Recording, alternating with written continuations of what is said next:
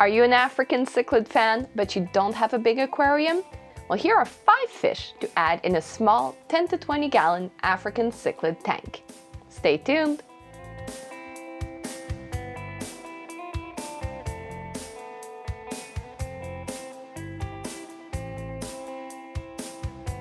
In case you don't know me, my name is Rochelle and I own a local fish store in Terrebonne, Quebec. That is right outside of Montreal. I'm open to the public, so if any of you are in the area, feel free to stop by. Now, I also want to invite you to subscribe to my channel because I post a ton of fishy videos and I don't want you to miss a single one.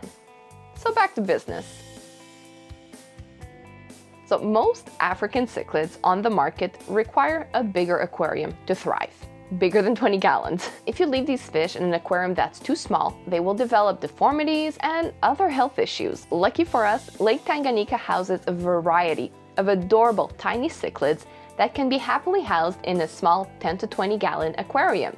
On your part, you're going to have to be able to offer them their preferred environment. So this means that you'll not only have to adjust their water parameters, you'll also have to shop around for appropriate decorations, and you will have to add the fish in proper quantities and ratios. Some of these fish can be added as a school in a small tank, and others should be kept as a couple. Of course, I'll tell you which is which when I'm doing the presentation.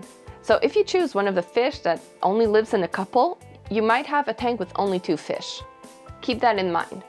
Also, because you're adding these fish in a small aquarium, it's best to keep them in species-specific tanks. So you can't buy a bunch of all these 5 cichlids and put them all together. It's one or the other.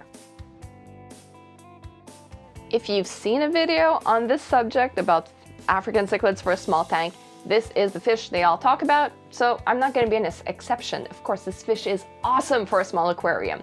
It's the smallest African cichlid on the market. It's known as a shell dweller. The meaning is obvious. It means that it lives in seashells. On top of having 1 shell per fish, make sure to have multiple empty shells in their seashell condo. These fish are best kept in a colony of 6 or more individuals in a 10 to 20 gallon tank. They mainly like seashells, but if you want to add a couple little decorations in there, I'm sure they won't mind, as long as the seashells is the most important part of the display. They don't mind plants either, just as long as they're not bothering their seashells. Did I mention the seashells are important? On the contrary to most African cichlids from Lake Malawi, this species of fish is monogamous. That means that even if they live in a colony, they will usually breed with the same partner for most of their life. They will breed in the female's shell, and she will protect the fry until they're big enough to explore the open space. Once they can explore, the colony will protect the fry even if they aren't their own. Obviously, they're from their own colony, but they're not their own babies. This little fish with blue eyes is awesome for adding to your African cichlid tank. This is one of the most fascinating fish, but make sure you're ready to live with their crazy attitude. This is one of the only fish that will bite the hand that feeds. They are not scared of anything. Don't let this discourage you though, they can be a lot of fun. This fish is also a shell dweller and needs seashells and fine substrate in their environment in order for you to observe their natural behavior, obviously for them to thrive. The male will hide the seashells under the sand, leaving only the entrance free. This is to protect his shells from the other males or from shell-moving bigger cichlids, because some bigger cichlids in the wild might take the shells and bring them over to their house. Lamprologus ocellatus is extremely territorial. If you have multiple males in the same aquarium, make sure that they are big decorations in it that can hide the line of sight to clearly mark each male's territory so they don't see the other one. When these fish breed, the fry will swim around the female shell and in some cases even take some of the male's empty shells. This is the only time the male shares. Because these fry love to explore, the mother will be extremely aggressive towards any other fish to protect her babies. Because they're always exploring around the shell, there is a high chance of them being eaten by passing fish or simply by other hungry ocellatus in the colony who didn't get the memo that that's one of their babies. So keep these fish in small colonies of 6 or more and in minimum a 20-gallon aquarium, so you can't keep them in a 10-gallon tank. So most Altolamprologus species grow to about 5 inches long. The sumbu shell variety is a dwarf cichlid that grows to a maximum of 2 inches. Tiny fish! It's a little bit more aggressive than the Altolamprologus calvus or compressiceps, but not as aggressive as, let's say, mbunas. So you can keep a couple of sumbu shells in a 10-gallon tank. If you want to school a little colony, you can keep them in a 20-gallon tank. And just pack that tank up with seashells. These are shell dwellers as well. The females will spend their days hovering over the shells and hiding in them if ever they get spooked. The shells are imperative to their long-term happiness. It's what they were made to live in, just like all the other shell dwellers we've seen. Enough of shell dwellers. Neolamprologus caudopunctatus looks like a shell dweller. It is not. So I always thought that this fish was a shell dweller, but I was actually doing the research for this video and I found out that they actually live in caves. They're cave dwellers. Live and learn. In the wild, they will dig up a cave under a nice sturdy rock, and in the aquarium too. So it doesn't have to be a man-made cave that you bought from the pet store. It can just be a couple rocks that you stack together to make it look like a little bit more of a natural cave. But the artificial ones work too.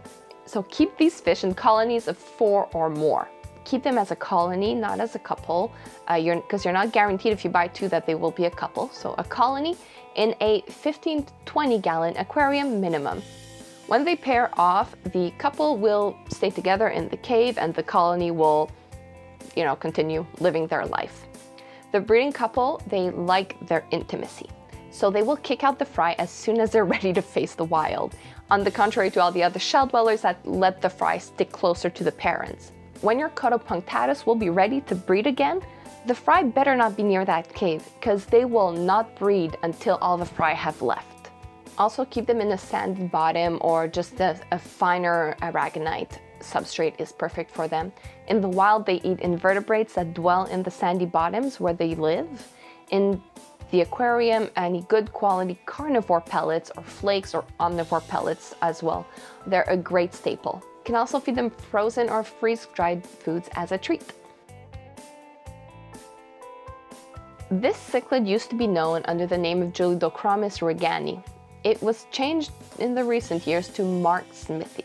Julidochromis are usually monogamous in the aquarium, although in the wild, they are known to spawn with multiple partners over their lifetime, but they will stay with the same partner for a long time. The female Julidochromis marksmithi is bigger than the male.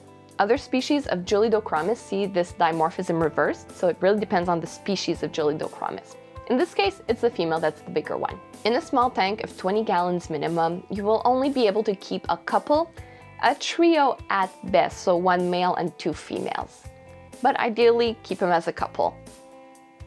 20 gallons is way too small for a colony of Julidochromis to live in, so don't add these fish as a colony. This is a species-specific tank for a couple that you will be creating. They live in caves that the female chooses. Obviously in the aquarium they don't have that much choice, but in the wild the female chooses the caves amongst others, and they will protect their young until they're big enough to swim on their own. Once the fry are big enough, they will be expelled and not allowed to return to the breeding cave. So make sure that if ever yours breed and the fry get big enough, that you take them out, or else your breeding couple will not want to breed anymore.